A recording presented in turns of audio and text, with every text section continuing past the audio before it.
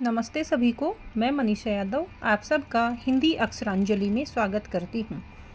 हम पिछले वीडियो में काव्य के रूप, काव्य के तत्व जो है इन बिंदु को हम पढ़ चुके थे।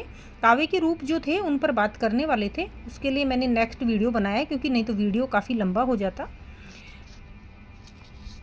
जो कि महर्षि दयानंद यूनिवर्सिटी के 3rd सेमेस्टर के हिंदी काव्यांग परिचय, जिसकी परीक्षा की कल है, उस पर आधारित जो है यह प्रश्न या वीडियो बनाया जा रहा है। काव्य के रूप, काव्य के रूप कह सकते हैं, काव्य के भेद कह सकते हैं, काव्य के प्रकार कह सकते हैं। तीनों शब्द लगा करके परीक्षा में पूछा जा सकता है। तो काव्य के 2 भेद होते हैं। जैसे एक तो होता है दृश्य काव्य और एक होता है श्रव्य काव्य। दृश्य का मतलब होता है जिसे हम हमारी आँखों के माध्यम से हम ये कह सकते हैं फिजिकल फॉर्म में शारीरिक रूप से देख सकते हैं। नंबर 2 होता है श्रव्य काव्य, जिसे हम सुन सकते हैं। तो दृश्य काव्य में मूल रूप से आता है जैसे नाटक आदि हम मंच के ऊपर जो है रंगमंच पर हम उसे अभिनय करते हुए देखते हैं और उसे भावनाओं के तौर पर हम ग्रहण करते हैं। नंबर 2 आता है श्रव्य काव्य, जैसे हम कहानी कह सकते हैं। कहानी का भी बड़ा रूप है उपन्यास। ये सब हमें श्रव्य काव्य में शामिल होते हैं। अब जो काव्य के प्रकार हैं ये 2 आधार पर बांटे जा सकते हैं। नंबर 1 है स्वरूप के आधार पर और नंबर 2 है शैली के आधार पर। शैली वही कि काव्य लेखन का तरीका।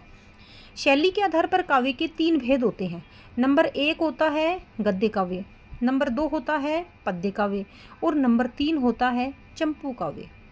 नंबर 1 गद्य जो है, गद्य काव्य वह होता है जिसमें कि उपन्यास है, नाटक है, कहानी है, रिपोर्टाज है, संस्मरण है, यात्रा वृत्तांत है। ये जब काव्य में आते हैं तो ये गद्य काव्य कहलाते हैं, जिन पर काव्य शास्त्र के नियमों का कोई विधान काम नहीं करता। इस काव्य को लेखन करते समय काव्य शास्त्र के नियमों से मुक्ति प्राप्त होती है। नंबर 2 पर आता है पद्य काव्य।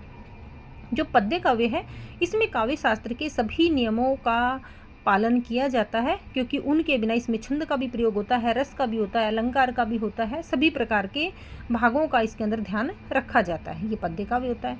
नंबर 3 पर आता है चंपू। ऐसी रचना जो गद्य और पद्य दोनों का मिश्रित रूप होती है वह चंपू काव्य कहलाती है। अगर हम हिंदी साहित्य को पढ़ते हैं तो हिंदी साहित्य में एक रचना है जयशंकर प्रसाद की उर्वशी। यह जो उर्वशी काव्य है यह चंपू काव्य की श्रेणी में आता है। अब हम इधर बात करते हैं स्वरूप के आधार पर काव्य के 2 भेद हो गए। पहला होता है श्रव्य काव्य और दूसरा होता है दृश्य काव्य। हम ऊपर पढ़ चुके हैं कि दृश्य काव्य नाटक आदि होते हैं, श्रव्य काव्य जो है ये उपन्यास आदि होते हैं। अब श्रव्य काव्य जो है इसके 2 भेद होते हैं। फिर से एक होता है मुक्तक काव्य और एक होता है प्रबंध काव्य। अब होता है क्या है, मुक्तक जो शब्द है इसमें है, पहला शब्द है मुक्त, अर्थात जो आज़ाद है। किससे? अगर कोई भी काव्य लिखा जाता है तो पहले दोहे या पद का दूसरे दोहे या पद से कोई भी संबंध नहीं होता। जो अपने आप में परिपूर्ण अपने विचारों को बोल देता है या व्यक्त कर देता है वही कहलाता है क्या? मुक्तक काव्य। रहीमदास के दोहे हैं, कबीरदास की साखियाँ हैं, मीराबाई के पद हैं, जो है ये सभी रचनाएं हमें किस रूप में दिखाई देती है? मुक्तक काव्य के रूप में दिखाई देती हैं। दूसरा आता है प्रबंध काव्य। प्र एक उपसर्ग है, बंध मतलब बंधना, जिनको एक विशेष उद्देश्य के माध्यम से विशेष तरीके से विशेष नियमों के तहत बांध दिया जाता है या बांधकर लेखन होता है, उसे प्रबंध काव्य कहते हैं। प्रबंध काव्य के फिर से 2 भेद होते हैं। एक होता है महाकाव्य और दूसरा होता है खंड काव्य। महाकाव्य होता क्या है? ऐसा काव्य जिसके अंदर, देखो मुक्तक और प्रबंध में क्या अंतर है, इसमें एक पद का दूसरे पद से कोई संपर्क नहीं होता, कोई तुलना नहीं होती, कोई शब्द नहीं होता। जबकि प्रबंध काव्य में पहले पद या दोहे में जहाँ तक की कथा या भाव व्यक्त हो गया उसके अगला जो पद आएगा या दोहा आएगा उसमें उसी भाव को आगे बढ़ाया जाता है, इसीलिए यह प्रबंध कहलाता है। और ये 2 प्रकार से बंधन होता है। महाकाव्य अर्थात जिसके अंदर 7 या 7 से अधिक सर्ग यानी अध्याय हो उसे कहते हैं महाकाव्य। जिसमें 1 से लेकर 6 तक सर्ग का वर्णन हो या अध्याय हो वह कहलाता है खंड काव्य। जब जीवन के पूर्ण भाग का किसी में वर्णन किया जाए, जैसे हम रामचरितमानस पढ़ते हैं तुलसीदास की, तो रामचरितमानस में हमें भगवान श्री राम के संपूर्ण जीवन का हमें उल्लेख मिलता है, संपूर्ण जीवन का हमें ज्ञान मिलता है। तो वह सभी जो वर्णन जब हम पढ़ते हैं तो उसे कहा जाएगा महाकाव्य। नंबर 2 अभी जो बताया मैंने कि 7 या 7 से अधिक, अगर किसी में अधिक कितने भी हो सकते हैं लेकिन कम से कम 7 सर्ग या अध्याय होने चाहिए, तो उसे हम महाकाव्य की श्रेणी में रखते हैं। एक है इसके अंदर जो नायक होता है वह धीरोदात्त नायक होता है। देखो नायक के कुछ प्रकार होते हैं जो मैं आगे कभी अगले वीडियो में आपको बताऊंगी। नायक और नायिका के प्रकार होते हैं, क्योंकि कोई भी जब काव्य लिखते हैं तो उसमें किसी इतिहास सम्मत किसी महापुरुष को, किसी महानायक को, किसी महान वीर व्यक्ति को नायक के रूप में प्रस्तुत किया जाता है और उसी के जीवन को पढ़ाया जाता है या लिखा जाता है। तो ऐसा व्यक्ति धीरोदात्त नायक कहलाता है। जैसे रामचरितमानस में प्रभु श्री राम का जो है को व्यक्तित्व के रूप में या धीरोदात्त नायक के रूप में प्रस्तुत किया गया।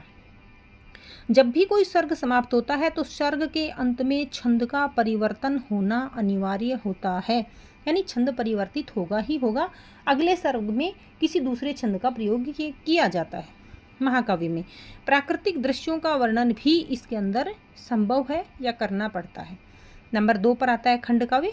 देखो यदि हम किसी व्यक्ति के संपूर्ण जीवन के बारे में पढ़ते हैं तो वह कहलाता है महाकाव्य। अगर किसी जीवन के विशेष खंड के बारे में, विशेष भाग के बारे में यदि पढ़ना होता है तो उसे हम कहते हैं क्या, खंड काव्य।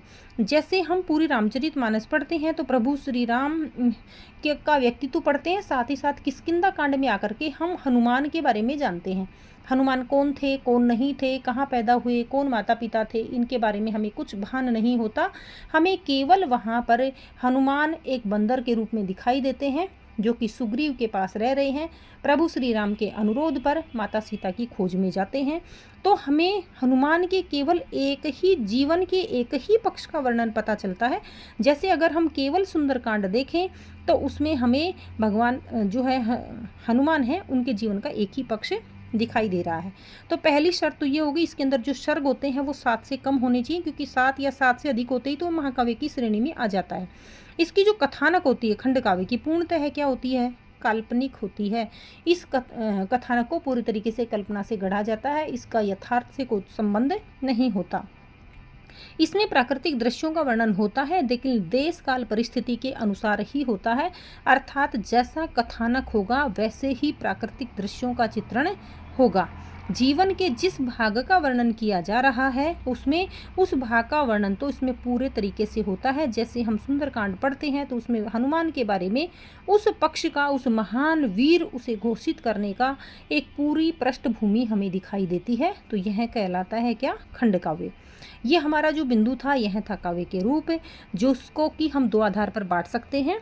तो इसको आप अध्ययन करें, पढ़ें, और जितना मैंने बोला है उसे आप परीक्षा के अंदर अगर ये प्रश्न आता है तो उसे आप लेखन करोगे।